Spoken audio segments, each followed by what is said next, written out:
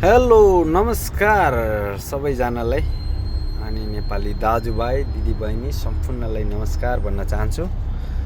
म चाहिँ अहिले साउदी अरब यो दमाम मिना पोर्टमा चल्छु। प्रायः जस्तो मेरो चाहिँ यहीँ पोर्टदेखि नै लोड हुन्छ हैन। र यो बाटो त सबैजनालाई थाहा हुँदै होला, साउदीमा बस्नुभएको साथीभाइहरूलाई हैन। यो मिना पोर्टको बाटो चाहिँ लास्टै जाम हुन्छ हैन। लास्टै गाह्रो छ यहाँ चाहिँ काम गर्नलाई ड्राइभरहरूलाई। अब अरूहरूले त राम्रै होला, नेपाली दाजुभाइहरू धेरै हुनुहुन्छ। र म यहीँबाट जानकारी गर्न चाहन्छु, यो बाटोमा चाहिँ लास्टै गाह्रो छ हैन। नेपालबाट नयाँ साथीहरू आउनुहुन्छ भने नि यहाँ चल्नुको लागि चाहिँ धेरै गाह्रो छ हैन। जामले गर्दाखेरि अब यहाँ झन् लगभग 40 किलोमिटर जति छ। जानलाई पनि यत्तिकै जाम लाग्छ, आउनलाई पनि यत्तिकै जाम, राति पनि दिउँसो पनि यत्तिकै जाम लाग्छ। यहाँ चल्न चाहिँ लास्टै गाह्रो हुन्छ क्या। त्यही भएर यसो भिडियो बनाउन मन लाग्यो। म पनि जाममै छु छान त हैन। यस्तै छ गाइजहरू, साउदी अरबको बाटोहरू जामले नै काम गर्नु नसक्ने क्या। अरू ठाउँ खासै जाम हुँदैन। अब अरू ठाउँ यो साउदी अरबको सबैभन्दा ठुलो प्लान सामानहरू जाने नै यहीँबाट हो कि।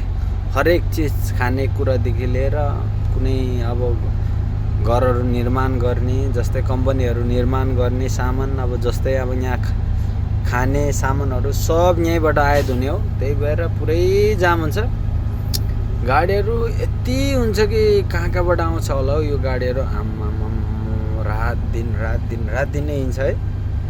कति हुन्छ, कति आउँछ होला कि सामान पनि, म त अचम्म लाग्छ हैन।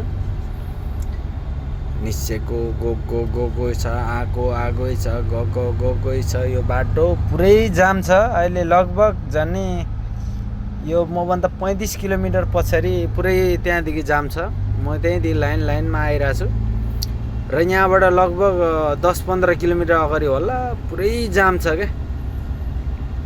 त्यही भएर यहाँ चाहिँ काम गर्नु लास्टै गाह्रो छ हैन गाइजहरू। अनि जस जामले गर्दाखेरि न खाना टुङ्गामा हुन्छ, टाइममा हुन्छ, न त भने निन्द्रा टाइममा पुग्छ, न त भने टाइममा पुग्छ नै सामान झार्नलाई हैन। गाह्रो हुन्छ। साउदी अरबको ड्राइभर लाइफ यस्तै छ, ड्राइभिङ लाइफ अब यस्तै छ गाइजहरू हैन।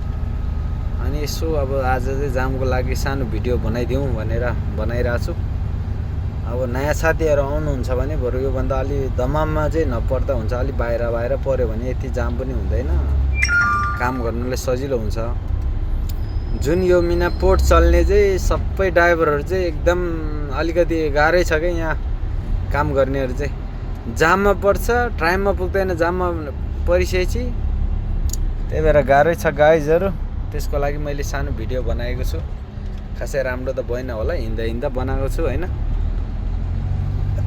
म चाहिँ लगभग 2 वर्ष भयो यहीँ काम गरिरहेछ है। लास्टै गाह्रो क्या। राति 1-2 बजीतिर एकछिन 1-2-3 यतिसम्म चाहिँ अलिअलि खुल्लै हुन्छ, अलिअलि सरिरहेको हुन्छ। दिउँसो त फिटिक्कै सर्दैन, फेरि अगाडि केही भएको नि हुँदैन, एक्सिडेन्ट केही भएको हुँदैन। यहाँ अब ठुलो गाडीको एउटै ट्याग हो हैन, सानो गाडीको 3टा ट्याग छ। अब दोस्रो ट्यागमा गयो भने 3000 फाइन दिन्छ। अनि काम गर्नु गाह्रो छ हैन। लगभग नेपालको 1 लाख हुन्छ, 1 लाख भन्दा माथि जान्छ अहिले त। अहिले 2700ले नेपालको 1 लाख हुन्छ भने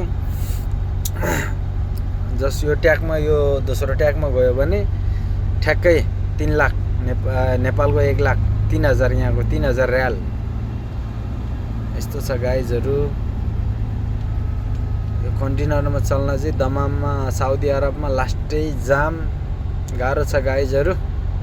अनि मेरो भिडियो जहाँबाट हेर्दै हुनुहुन्छ सब्सक्राइब गरिदिनु होला च्यानललाई। हस्त धन्यवाद। सम्पूर्णलाई यो भिडियो पुग्यो हेरेर दिनु होला भनेर भन्न चाहन्छु। हस्त।